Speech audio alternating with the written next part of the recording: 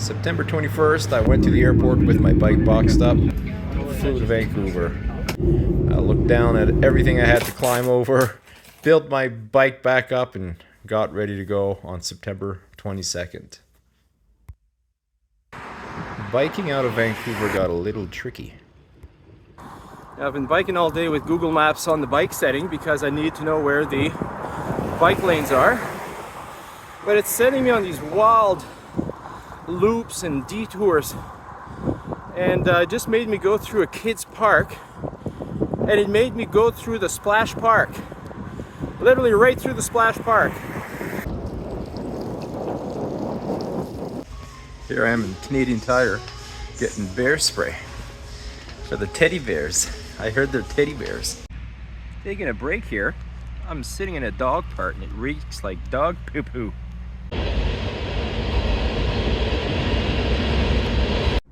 On day 3, I set off to climb Allison Pass, the biggest climb and toughest. It was like 35 degrees, I couldn't stop sweating, and I had to stop all the time just to watch the trucks nearly blow their engines.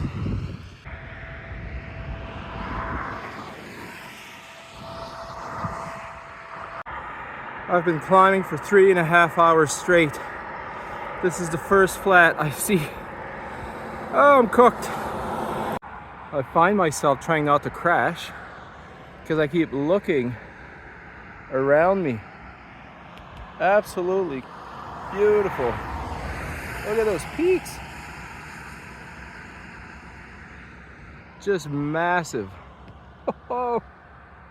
These hills, they never stop. It's just one after the other. All right, took me over 10 hours to get to here, Allison Pass Summit.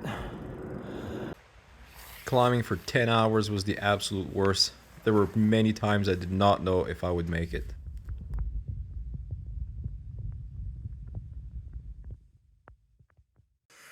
Hung out with these 3 local guys that were camping next to me.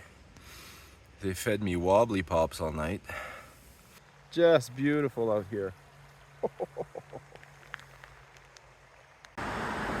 Every day I would just marvel at the beauty, all while eating dry bags. I must have ate like 25 of those. It is the morning of day 5, and I'm leaving Princeton. Just want to go hug those cows. Hi, friends! Hi!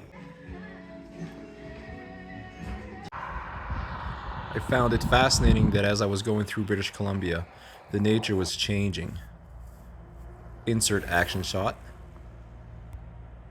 And made friends with stags chili. So usually the wind goes west to east, except when I show up on a bike, it goes east to west. There's the Okanagan Valley, and she's a real windpipe. Woo! Just riding along here, and look to my left. There's a cow on the side of the mountain. I am now in Osoyoos. What a nice place. That night I've met Guillaume and Mathis. Mathis is a 25-year-old from Quebec who would bike to Victoria. The next morning I would leave Osoyoos and climb the infamous switchbacks. It took me 5 hours to reach the peaks. It was insane. It's super hot and I wanted to quit.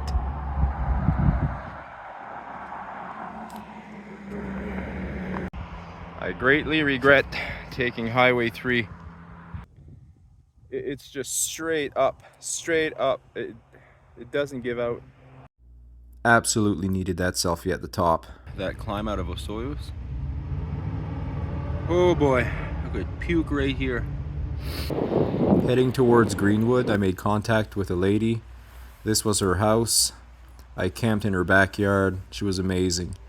When she was 20 years old, she had biked from Montreal to Calgary and could relate to what I was doing. That night was so emotional, realizing that I was living like a 20-year-old. It was cold. That night had fell to zero, so I biked to this coffee shop and defrosted. I just left Greenwood. Woke up, it was 3 degrees. Everything was frozen and frosted. Coming down in the Grand Forks. Look at that forest fire. It smells amazing though. It's a prescribed fire, so no danger apparently. That night I made it into Christina Lake and got to camp with 4 other bikers, 2 from Germany. I also got caught behind a forest fire. The wind is freezing. Woo-wee. By the time I got to Castlegar, it was time to go to the post office and pick up a box that I had sent to myself. Here. See if we can get the smell out of these shoes. This was also where I sat down and had breakfast with this stranger, a lady from Nelson, originally from Germany. She told me a fascinating story how she got to Canada and some history in the area I was biking. Well, that was nearly a disaster. I was going the wrong way. Woo boy, turn around. I set up camp in Nelson and met Pascal and Magali. We spent the evening together. It was just amazing. And the next morning, I missed the ferry. Just got here in Balfour, where I have to take the ferry. The thing is just leaving. I have to sit here for God knows how long now. Not the only one that missed the boat. What's up? Turns out that cyclist had been gone for 4 months, biked from California to the very top of Alaska, coming back down, biking to Maine. I fell behind because I missed the ferry, but I got to ride next to the Kootenays and watch the sun go down behind the peaks. This is where I got to a town called Wendell, and there was a campground. It's a beautiful sun, and the sun was nice and hot the next morning. Although the night before, she made me sign a waiver that she wasn't responsible if I got attacked by bears or cougars. That day, heading north towards Cranbrook, a family member picked me up and brought me to their house in Kimberley. Also brought me to their bike shop, where they did a quick tune-up on my bike. Very much appreciated. Literally the man. I've always been fascinated by these big trees that are to your right. I started my day in Fernie, enjoying the peaks of the Rocky Mountains. Crossing into Alberta, I turned around one last time and looked at the mountains and said goodbye.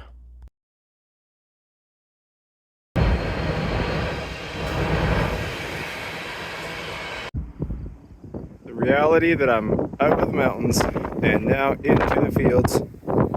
What a difference. Going through a wind farm, I maintained an average speed of 60 kilometers an hour for almost an hour. I was flying. Although it didn't take too long, I turned sideways into the same wind. Wow. How windy it is.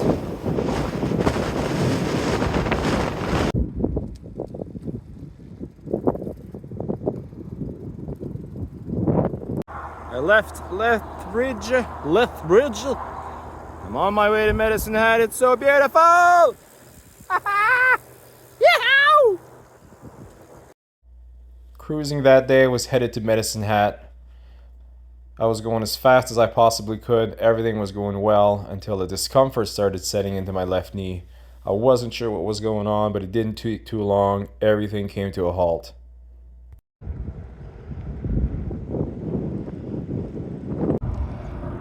I'm almost in Medicine Hat, my left knee. Not sure what happened, but I'm in a world of pain. Oh! I got some takeout, ate in my tent, went to bed, and hopefully next day would be better. So I barely made it to Medicine Hat yesterday. My left knee completely gone. World of pain. I don't know why. This morning I biked 2 kilometers here to the Sobeys. Knee's not doing it, so I have no idea what to do. Alright, I'm on my way to Saskatchewan.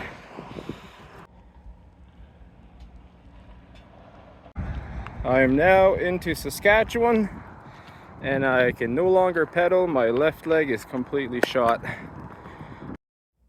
I set up camp and took a shower in a campground that was half closed and realized this might be the end. After 3 days of pain, I realized I would not be able to go on, but I was still happy from everything I had done. Such a badass.